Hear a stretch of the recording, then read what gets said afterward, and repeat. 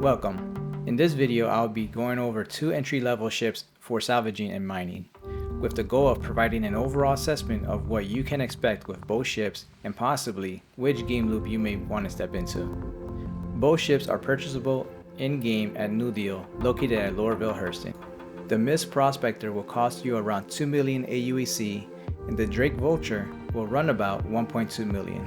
Mining ships at the moment have a higher entry cost, mainly due to the game loop being in a more advanced and mature state, offering more variety of modules, components than salvage. But with CIG's recent ramp up in development, with Squadron 42 now in the polishing phase, we can expect a lot more coming to the salvaging game loop. Let's first begin with the overall specs.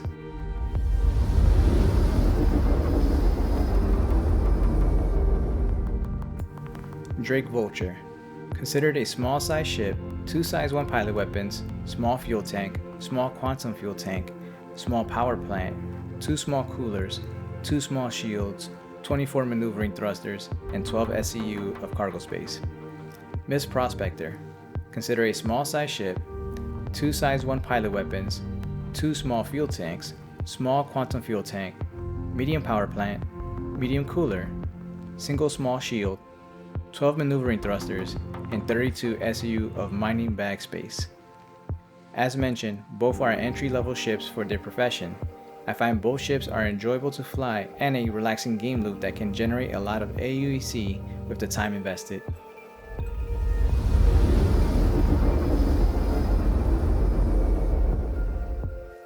As both ships are within the small category, there isn't too much concern with landing these ships planet-side, with a minor note on the Drake Vulture. The Vulture has a longer 2-prong frame with short landing gear. When landing on uneven terrain, this may cause the ship to not be firmly secure on the ground.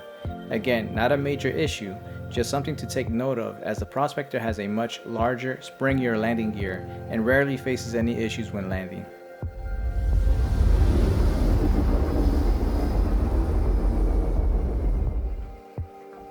The Prospector has a single point of entry on the port side, using an entry ladder to enter and exit the ship. Thankfully, when exiting the ship, you don't have to wait for the exit animation. You can just hop out of the ship and the ladder will close right back up once you're off the ship. The Vulture offers 2 points of entry, a ladder and door on the port side that leads right into the cockpit. The second is located towards the back of the ship with a cargo ramp door. This comes in really handy, as with salvaging you may want to remove certain parts of the ship and throw them in the cargo bay. Salvaging involves a bit more than just sitting within the pilot seat, so it makes sense for the ship to have multiple points of entry.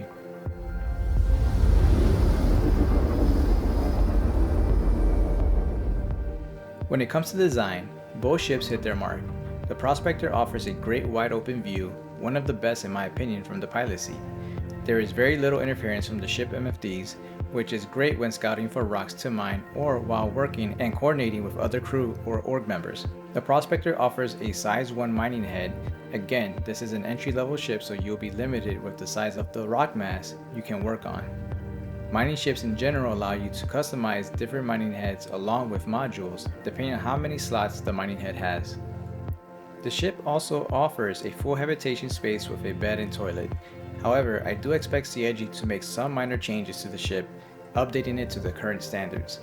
It carries 4 mining bags holding up to 8 SEU each, which totals 32 SEU. With recent updates, it has been shown that you can switch out the bags from an Argo Mole to the Prospector, giving you up to 48 SEU. This was previously done via an Argo Mole salvaging mission, but CIG has removed these since this was not an intended result. So if you want to try this out, you will have to own a mole or know someone who does. If you have any additional information on this, please share within the comments below. As for maneuverability, the Prospector can handle a bit sluggishly. The ship does have VTOL ability, and that comes in handy when needing to put on the brakes at high speeds or flying planet side.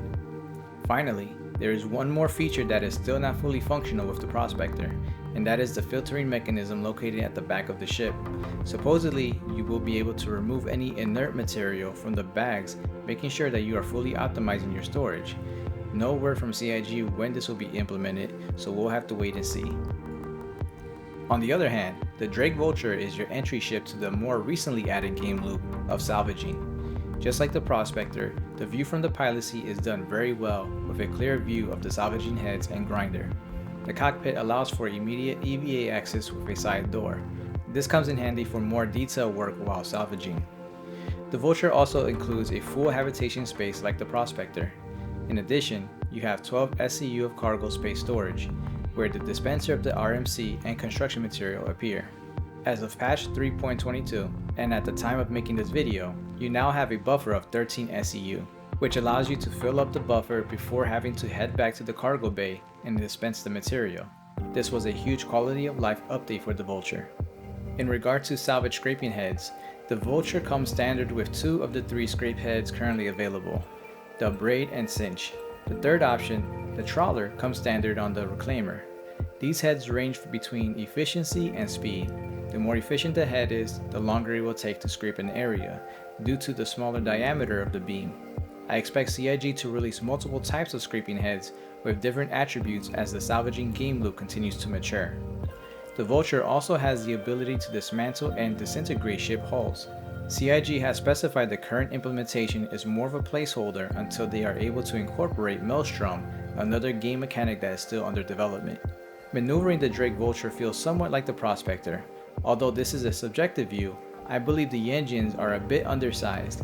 Compared to the Drake Cutter, a smaller starter ship, both ships have the same size thrusters. This may have been a way to save some time in the physical development of the ships, but I'm sure the thrust power can be adjusted however CIG sees fit.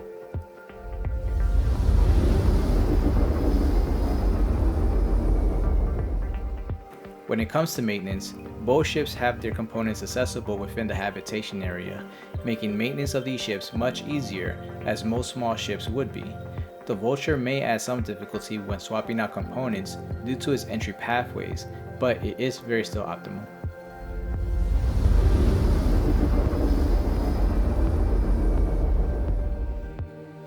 Regardless of choice, I think CIG has done an excellent job in developing these ships. There was some controversy in the design of the Vulture being completed before the game mechanic was ready, but in general, I believe that's just how development goes sometimes, and if you're a developer such as myself, then like me, you may give CIG some slack when it comes to these type of things. I really like the non-combat ships because they provide access to another side of Star Citizen where you can, for the most part, just chill out and enjoy the game for its limitless boundaries.